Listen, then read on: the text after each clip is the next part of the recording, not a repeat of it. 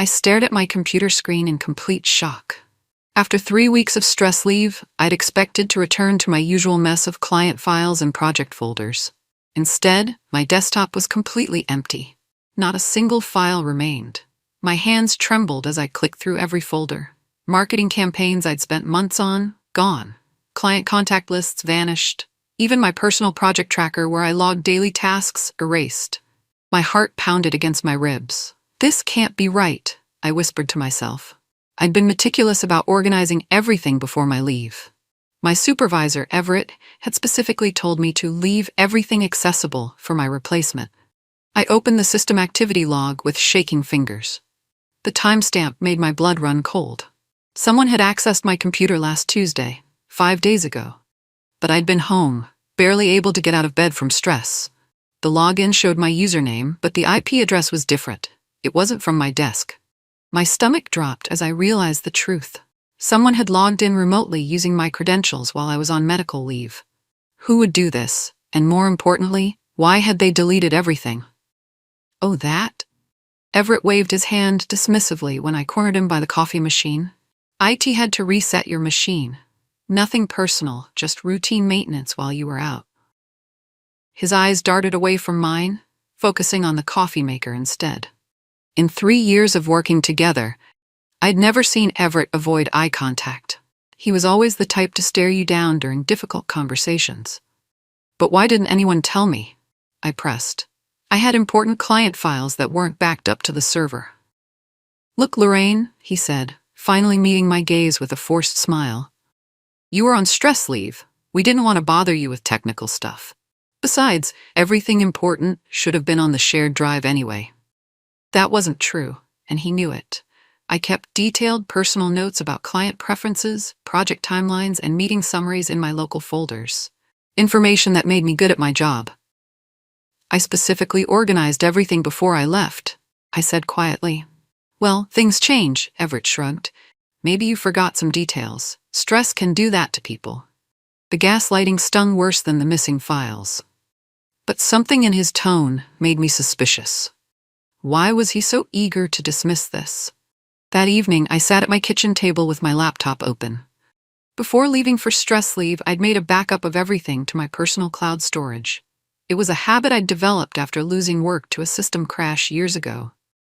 My fingers hovered over the keyboard as I logged into my encrypted backup.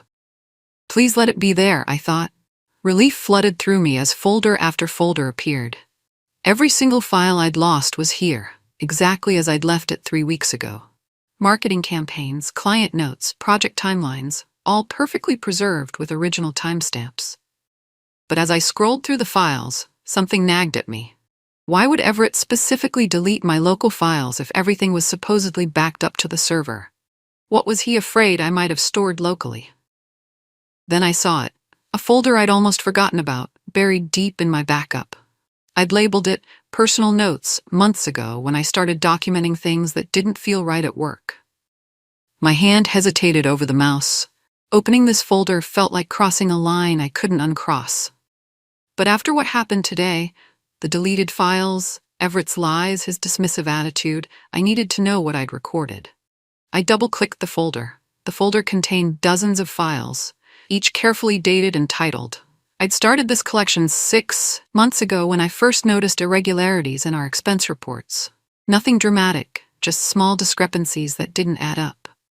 Vendor Payment Anomaly March 15.pdf caught my eye first. I remembered this one clearly. A payment to Summit Solutions LLC for marketing services we'd never received. When I'd questioned it, Everett had told me it was for strategic consulting and to mind my own business. I opened the file. Inside was a screenshot of the original invoice for $15,000, alongside the canceled check image I'd pulled from our bank records. But the vendor name on the check was different. Summit Solutions had become S Solutions LLC. My stomach churned as I realized what I was looking at. The invoice had been altered after approval. Someone had changed the vendor name to match a shell company. I scrolled down to see Everett's digital signature on the approval form. He'd authorized payment to a vendor that didn't exist, using a doctored invoice. If I had this evidence, and he deleted it from my work computer, He knew exactly how dangerous these files were to him. This wasn't routine maintenance. This was a cover-up. The next morning, I arrived at work early and smiled at everyone. I accepted the small tasks Everett assigned me without complaint. I laughed at his jokes during the team meeting.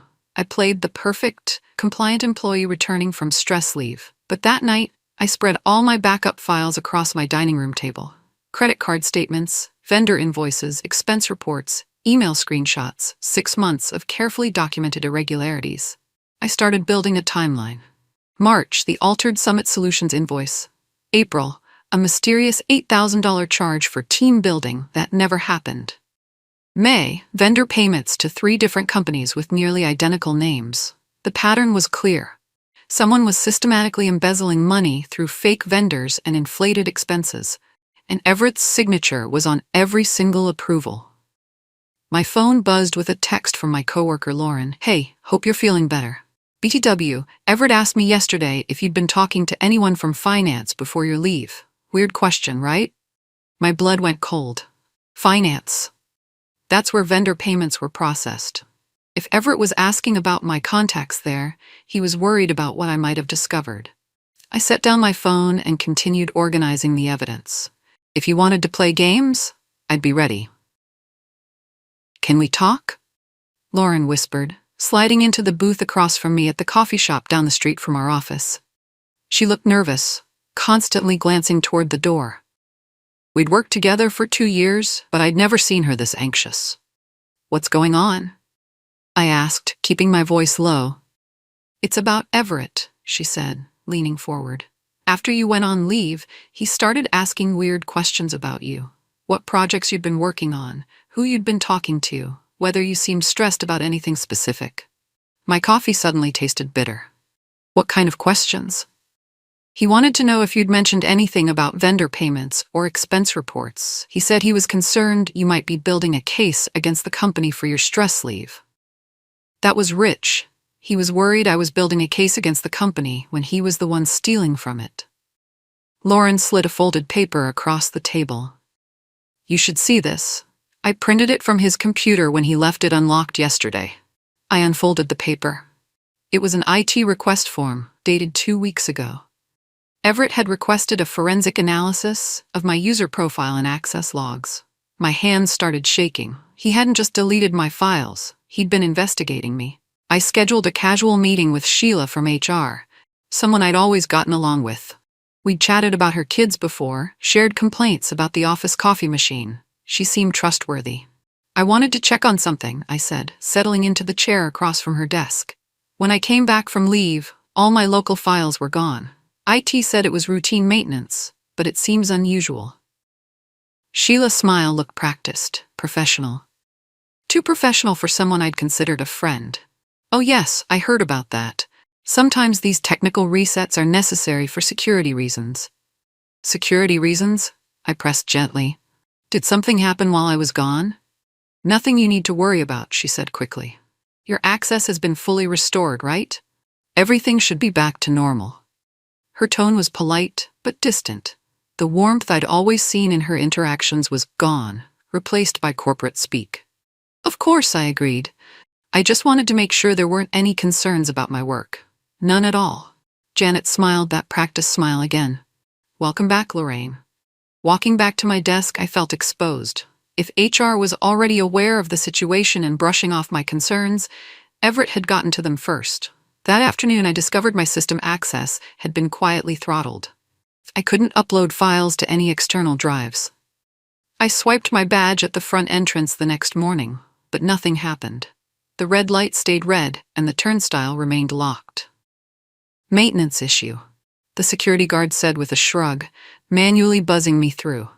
"Happens sometimes with the older badges." But when I got to my desk and tried logging in, half my system permissions were gone. I couldn't access the shared drives where our client files were stored.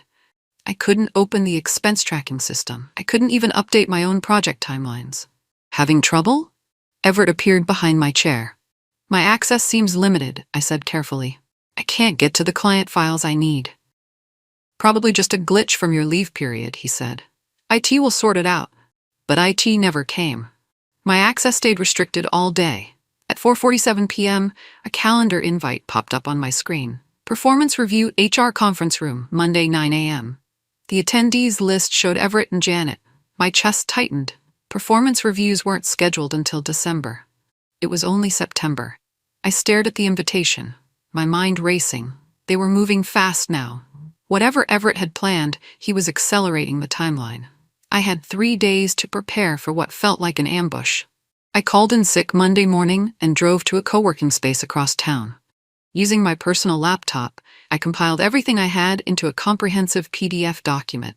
Screenshots of altered invoices, bank records showing payments to shell companies, email chains where Everett dismissed my questions about vendor legitimacy, expense reports with forged signatures. 6 months of systematic fraud, all documented with timestamps and digital evidence.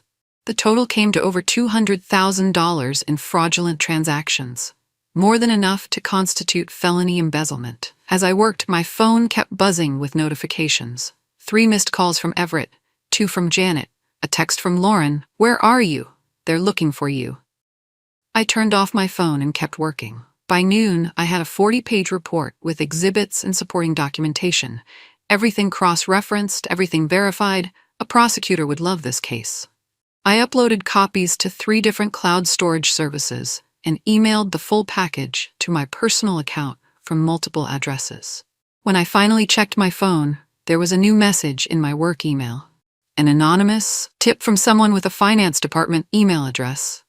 "They're planning to say you misused access to confidential systems. Thought you should know." My hands trembled as I read it again. They weren't just firing me, they were setting me up for criminal charges.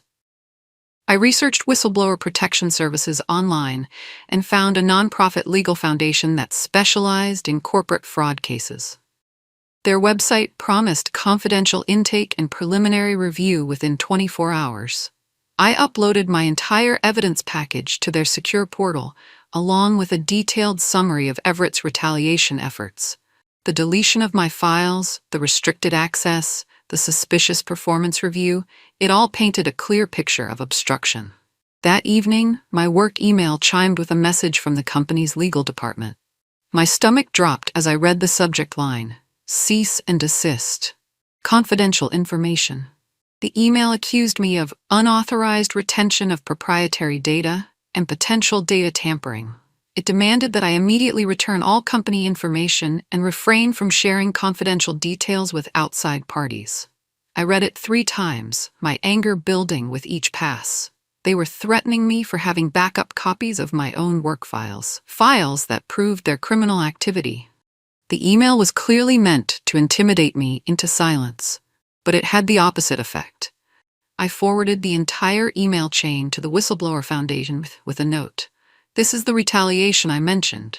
They're trying to scare me into destroying the evidence. If they wanted to play legal games, I'd show them what real legal action looked like." My cousin Anthony had been a corporate attorney for 15 years. When I called him in tears, he agreed to meet me for lunch the next day. "Let me see this cease and desist," he said, adjusting his reading glasses. I watched his expression change as he read through the legal threats. First confusion, then disbelief, then something that looked like amusement. "Lorraine," he said finally, "this isn't a real legal document. It's corporate intimidation tactics." "What do you mean?" "They have no legal basis to prevent you from keeping copies of your own work files and threatening someone for documenting potential crimes? That's retaliation, plain and simple." He leaned back in his chair, studying my face. "What aren't you telling me? Why are they this desperate to silence you?" I took a deep breath and told him everything. The altered invoices, the shell companies, the systematic embezzlement. I showed him my evidence folder on my phone. Anthony's eyes widened as he scrolled through the documents. "Lorraine, this is serious. We're talking about federal crimes here." "I know," I whispered. "Let me make some calls," he said, his tone shifting to business mode. "Quiet ones. I know some people who can help." For the first time in weeks, I felt like I wasn't facing this alone. The next morning, Everett was waiting at my desk when I arrived. He held a thick black binder with my name on the cover. "We need to discuss your performance issues," he said, dropping the binder with a loud thud. I opened it slowly. Page after page of documented incidents, missed deadlines I'd never missed, client complaints that had never happened, attendance issues that were completely fabricated. But it was the timestamps that caught my attention. According to these reports, I'd been failing at my job for months, yet the digital metadata showed all these documents had been created last week. "This is quite a pattern," Everett said, settling into the chair beside my desk. "We're concerned about your commitment to the team." I flipped through more pages, my anger building. Every single allegation was either exaggerated or completely false, and the digital signatures looked suspicious, slightly blurred, as if they'd been copied from other documents. "I'd like to review these with HR present," I said calmly. "Of course," Everett smiled. "We want to be fair about this." That afternoon, Anthony texted me, "Got my IT expert to look at those documents you forwarded. The metadata shows clear evidence of digital forgery. We have them." I read his message twice, a smile spreading across my face.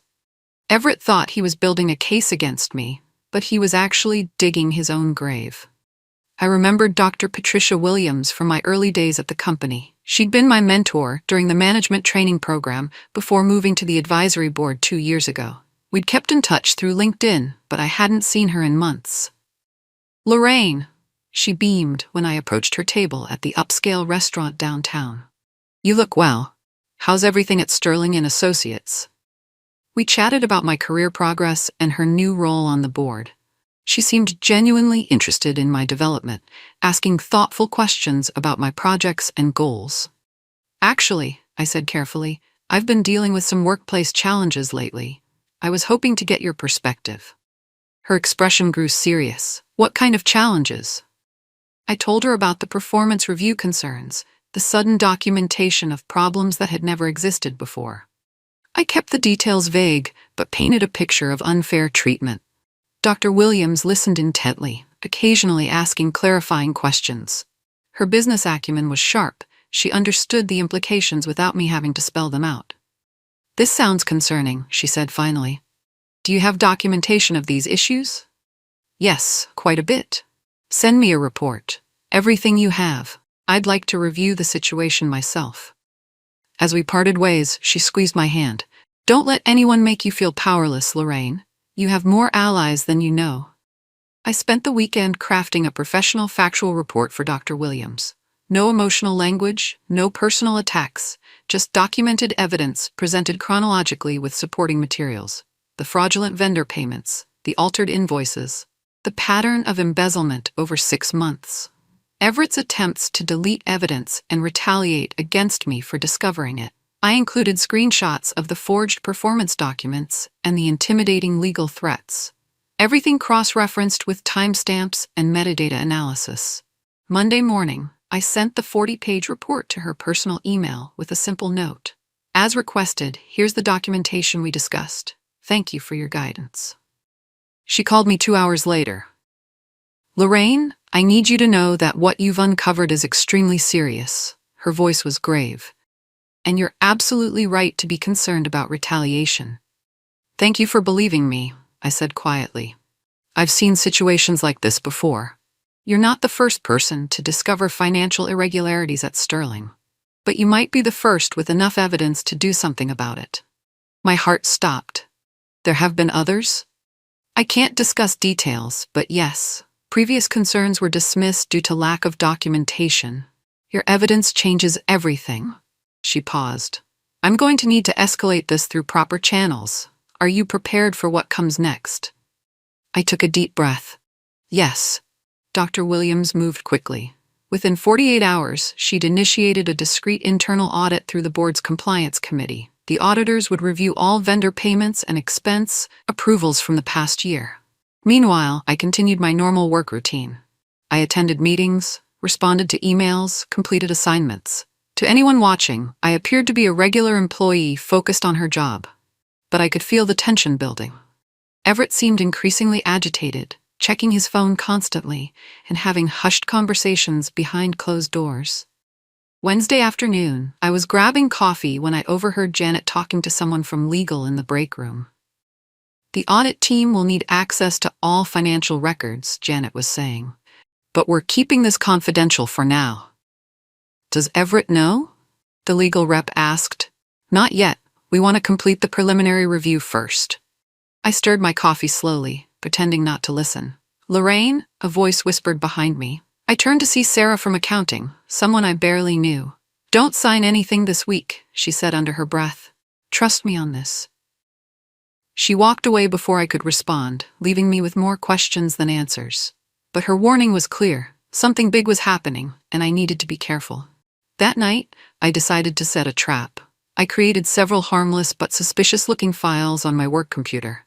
Legal consultation notes.docx, resignation letter draft.pdf, and financial discrepancy summary XLSX. The files contained nothing incriminating, just empty documents or generic templates I'd downloaded.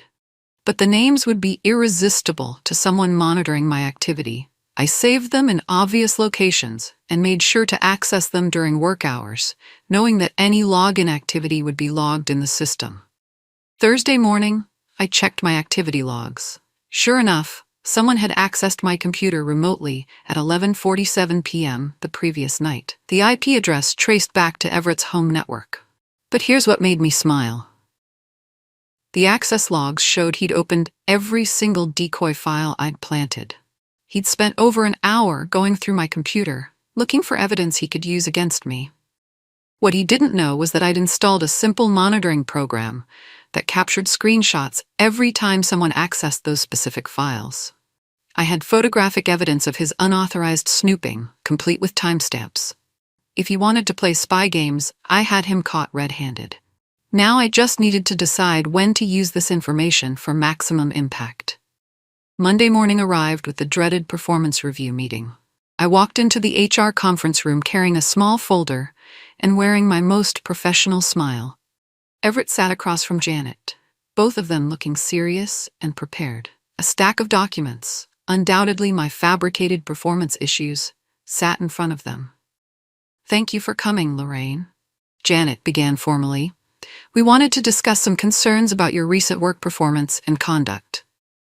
Everett leaned forward, clearly eager to present his case. We've documented several instances of missed deadlines, quality issues, and inappropriate access to confidential information. They went through their scripted presentation methodically, each false allegation, each forged document, each manufactured crisis. I listened in silence, occasionally taking notes. These issues paint a concerning pattern, Janet concluded. We're recommending immediate termination for cause. I see, I said calmly. Before you finalize that decision, I'd like you to review something. I reached into my folder and pulled out a small flash drive. This contains some relevant information you should consider. Everett's face went white as I slid the drive across the table to Janet. Please take your time reviewing it, I said pleasantly. I'll wait. The room fell silent, except for the sound of Janet's fingers clicking through files on her laptop. For 20 minutes, I watched Janet's expression change from professional skepticism to genuine shock. Her eyes widened as she scrolled through screenshots of altered invoices. Her jaw dropped when she saw the evidence of Everett's unauthorized access to my computer. Everett sat frozen beside her, beads of sweat forming on his forehead. This is... Janet paused, clearly struggling to process what she was seeing. This is very serious. Yes, I agreed quietly. It is. She closed the laptop and looked directly at Everett. We need to pause this meeting immediately. Now wait a minute, Everett started, but Janet cut him off. No, we need to review this evidence thoroughly before proceeding with any personnel decisions. I stood up slowly, gathering my things. I understand. Please take all the time you need. As I reached the door, Janet called after me. Lorraine, please don't discuss this meeting with anyone until we complete our review. Of course, I nodded. Walking back to my desk, my phone buzzed with a text from Anthony. Audit team found irregularities in 3 departments. They're expanding the investigation. How did your meeting go? I typed back, better than expected. For the first time in weeks, I felt like I was finally winning. 2 days later, Everett appeared at my desk with a coffee cup and a nervous smile. "'Kay, Lorraine, want to grab a coffee? There's something I'd like to discuss." We found a quiet corner booth in the cafe across the street. Everett's hands shook slightly as he stirred his drink. "Look, I think there might have been some misunderstandings about your performance review. He began carefully. I sipped my coffee and waited. I've been thinking maybe we were too hasty in our assessment. You've always been a valuable team member, and perhaps the stress leave affected our perspective on your recent work. His tone was conciliatory, almost pleading. A far cry from the arrogant boss who'd tried to destroy my career just days earlier. I see, I said neutrally. In fact, I'd be happy to recommend you for that senior analyst position that's opening up in the West Coast office. Better pay, more autonomy, a fresh start. The bribe was obvious and insulting. He wanted me gone, far away where I couldn't cause more trouble. I smiled politely. That's very generous, Everett, but I already have several interviews lined up. His face fell. Oh, I didn't realize you were looking elsewhere. Things change, I said, echoing his own words from weeks earlier. The job offer from Mitchell & Partners came through on Friday afternoon. Senior financial analyst position. 25% salary increase, and a signing bonus that made my current paycheck look like pocket change. More importantly, it was a clean exit from Sterling & Associates with my reputation intact. I accepted immediately. That same afternoon, I received an email from Dr. Williams requesting a formal interview with the audit team. They wanted my complete testimony about the financial irregularities I'd discovered. The board is taking this very seriously, she wrote. Your evidence has uncovered what appears to be systematic fraud across multiple departments. This was bigger than just Everett's vendor scheme. Monday morning, I submitted my resignation letter to Janet. 2 weeks' notice, professional and courteous. No mention of the ongoing investigation or the reasons for my departure.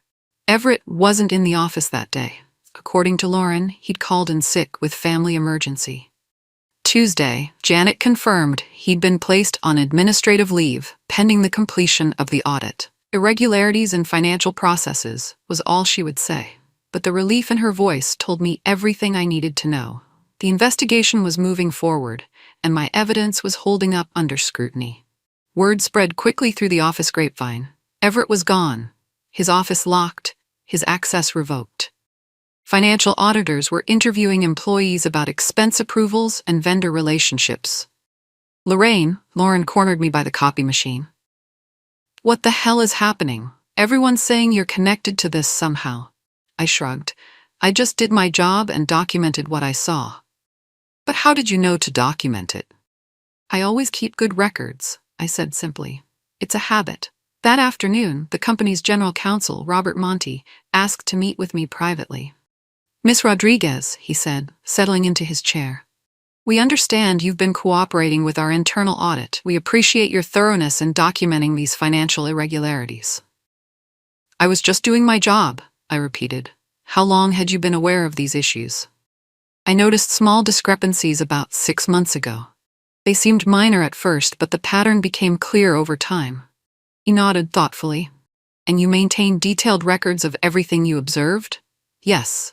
I learned early in my career that documentation is crucial for accountability. Indeed it is, he smiled grimly. Your documentation may have saved this company from much more serious consequences. The irony wasn't lost on me. They were praising me for the same meticulous record-keeping that Everett had tried to destroy. The internal memo arrived in everyone's inbox Friday morning. CEO Marcus Sterling's message was carefully worded, but the meaning was clear. Following a thorough internal audit, we have identified financial irregularities that require immediate corrective action. We are grateful to team members who came forward with concerns and provided documentation to support our investigation. Effective immediately, we are implementing enhanced oversight procedures for all vendor payments and expense approvals. Several personnel changes will be announced early next week. Sterling & Associates remains committed to the highest standards of financial integrity and ethical conduct. My inbox exploded with messages from coworkers, thank you notes from people I'd barely spoken to, expressions of support from colleagues who'd apparently suspected something was wrong but never spoke up. You saved all our jobs, one email read. If this had gone on much longer, the whole company could have collapsed. Another wrote, I always wondered about those vendor payments but didn't know who to tell.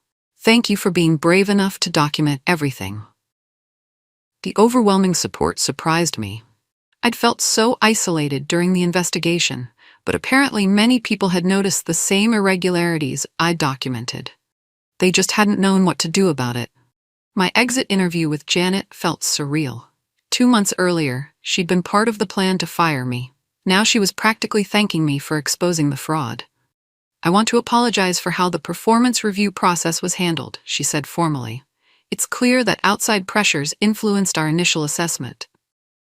"I understand," I replied diplomatically. "For what it's worth, your documentation and professionalism throughout this situation have been exemplary. You could have handled this very differently." She was right. I could have leaked everything to the press, destroyed reputations publicly, or sued for retaliation. Instead, I'd worked within the system and let the evidence speak for itself. "I believe in doing things the right way," I said simply. As I packed my personal items from my desk, I reflected on everything that had happened. The stress, leave that started this whole nightmare. Everett's arrogant assumption that he could silence me by deleting my files, his complete underestimation of my documentation habits and technical skills. In the end, his attempt to destroy evidence had led to his own downfall. I walked toward the exit, carrying my box of belongings and my head held high. At the elevator, I passed a familiar figure heading toward the security desk. Everett was returning his company badge and laptop, looking defeated and broken. He avoided eye contact, but I heard him ask security about retrieving items from his office. "Sorry, sir," the guard replied. "Everything's being held for the investigation." 6 months later, I was settling into my new role at Mitchell & Partners when I got an unexpected text from Dr. Williams. "Thought you'd want to know. Everett just applied for an executive position at Hartwell Industries. Guess who sits on their advisory board?" I smiled, typing back, "Small world." His application was withdrawn after our preliminary background discussion. Word travels fast in this industry. The justice was Poetic. The same professional network that could have protected his fraudulent activities was now ensuring accountability followed him. My phone buzzed again with a news alert. Former Sterling & Associates manager pleads guilty to embezzlement charges. The article mentioned $340,000 in fraudulent transactions. Apparently, the investigation had uncovered even more than I'd documented. Everett would serve 18 months and pay full restitution. The 3 shell companies he'd created were being dissolved, and several other employees had been terminated for their involvement. Sterling & Associates had survived the scandal, but barely. They'd implemented new oversight procedures and hired a forensic accounting firm to prevent future fraud. Most importantly, they'd established a confidential reporting system for employees to raise concerns without fear of retaliation. I closed the article and returned to my current project, a clean, honest analysis of market trends for a client who valued integrity over profit margins. Tonight, I sat in my home office organizing digital files for my year-end review at Mitchell & Partners. My new boss, Jennifer, valued the same meticulous documentation that had once made me a target. "Your attention to detail is exactly what we need," she'd told me during my first week. "Keep doing whatever you've been doing." I opened the folder labeled Sterling Investigation one final time. All the evidence, all the documentation, all the careful screenshots and time-stamped records that had brought down a criminal enterprise. For months, this folder had represented justice delayed. Now it simply represented justice served. I thought about deleting it, moving on completely from that chapter of my life. The legal proceedings were over. Everett was facing consequences, and I'd built a new career free from corruption and retaliation. But as my cursor hovered over the delete button, I changed my mind. This folder wasn't just evidence of past crimes. It was proof that careful documentation, professional integrity, and quiet persistence could overcome even systematic attempts at intimidation. Instead of deleting it, I renamed the folder, Why Good Records Matter. Someday, I might need to tell this story again. Not for revenge or vindication, but to remind someone else that truth, properly documented, always wins in the end, even when powerful people try to bury it.